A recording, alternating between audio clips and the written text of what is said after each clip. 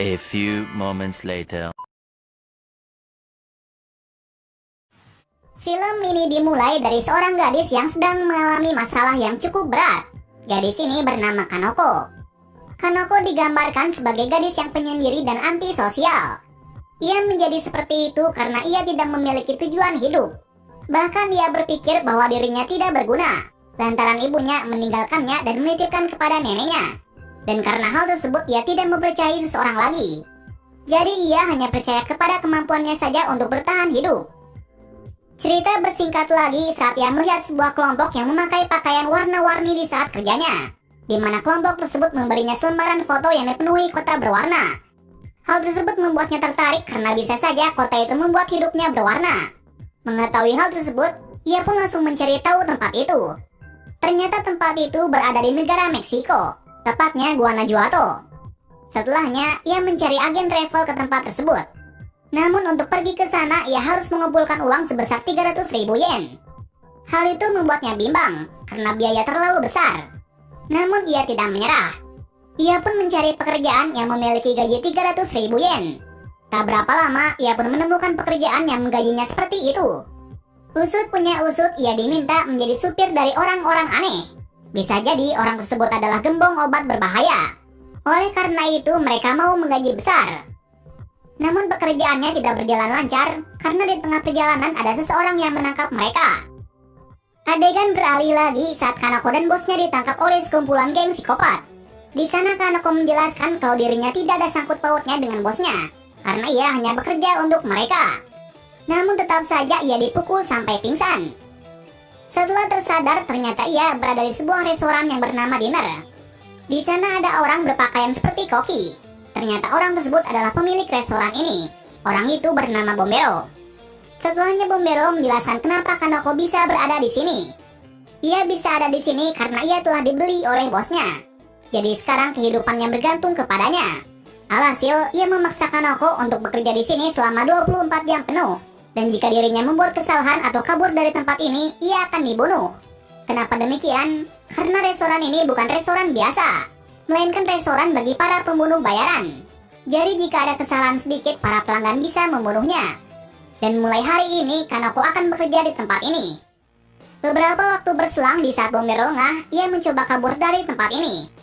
Namun ia malah masuk ke tempat penyimpanan makanan, dikarenakan tempat ini sangatlah tertutup, dan hanya satu jalan keluar saja.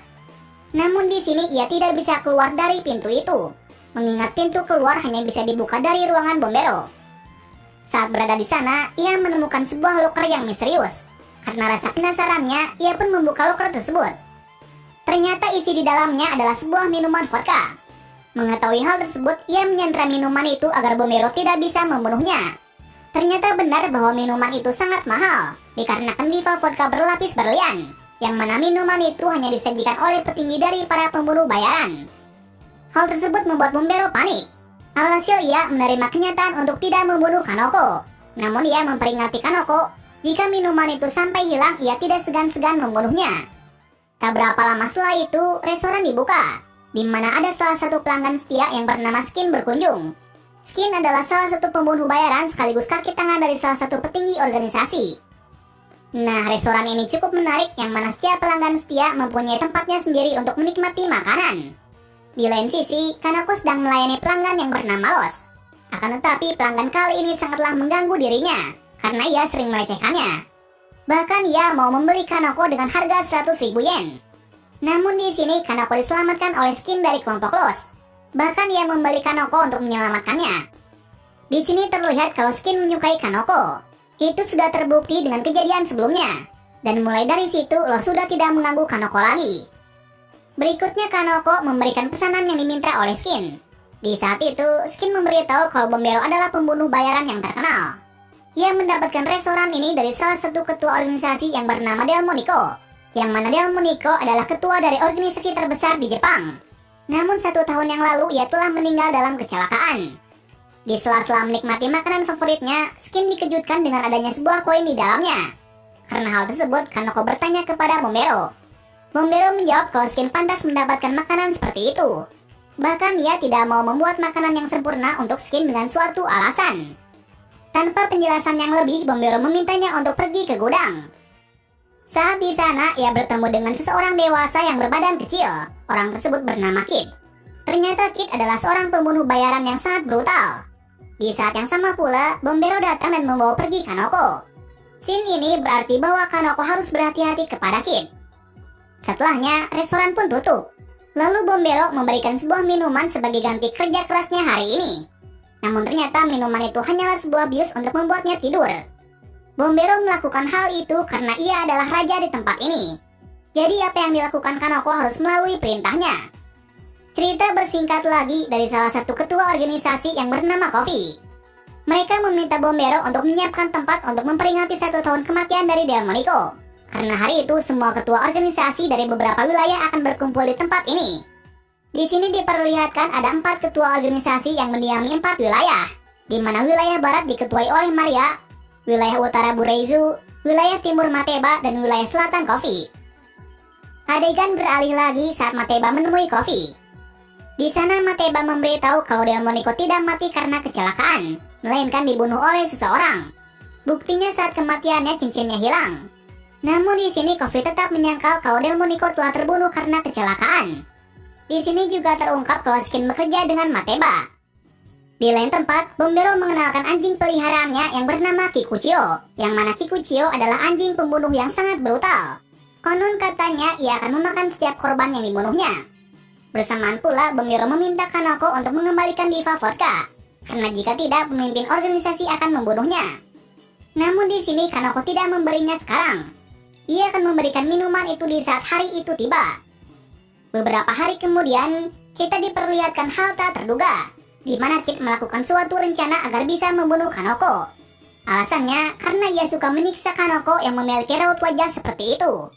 Namun di sini rencana dari Kid gagal, karena anjing penjaga mencoba untuk menghentikan Kid. Sampai suatu ketika Bombero pun melerai mereka. Sebelumnya Bombero sedang keluar untuk mencari persediaan untuk hari perayaan ketua. Namun tak disangka Kid akan melakukan hal yang seperti itu. Beberapa hari kemudian muncul kabar kalau Mateba telah dibunuh oleh seseorang. Bersamaan pula, Skin datang ke tempat ini dengan luka yang cukup parah. Ternyata ia telah diserang oleh beberapa orang misterius. Melihat hal tersebut, Bombero dengan segera menyembuhkan Skin. Di waktu itu, Skin memberi benda penting kepada Kanoko. Pada saat yang sama pula, Bombero meminta Kanoko untuk memberikan makanan favorit dari Skin.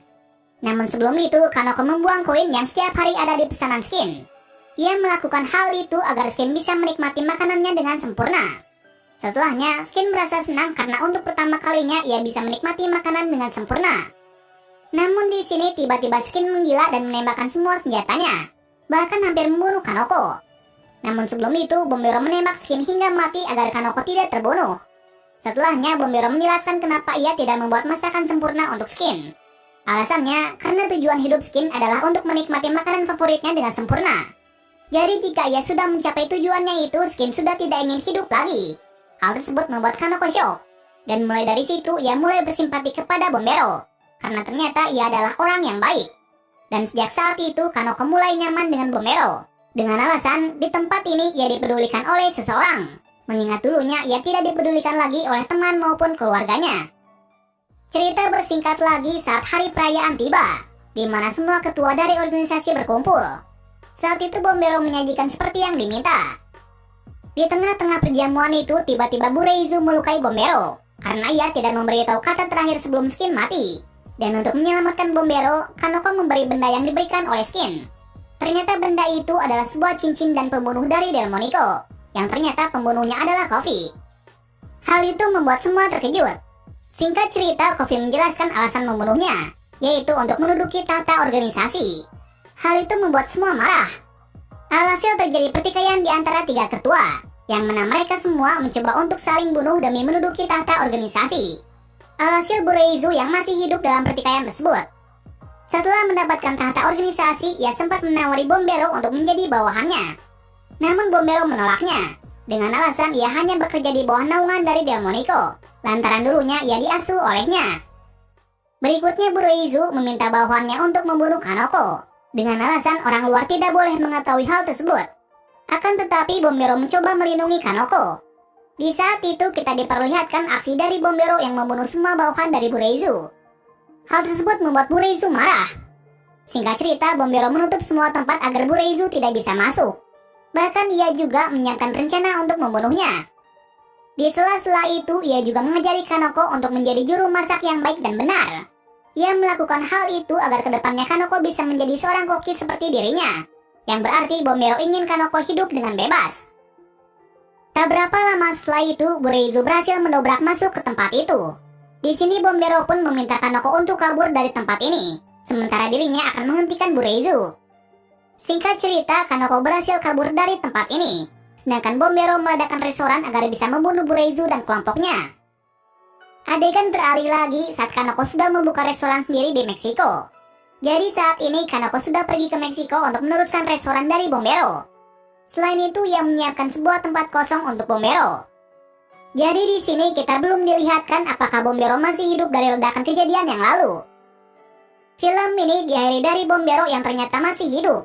Bahkan ia memenuhi janjinya untuk datang di restoran dari Kanoko. Terima kasih sudah klik video ini. Tapi jangan lupa guys, klik tombol subscribe karena subscribe itu gratis. Dengan subscribe kamu support channel ini terus untuk upload hampir setiap hari. Ingat, subscribe itu gratis. Gak ada ruginya kamu klik tombol subscribe guys. Selamat menonton.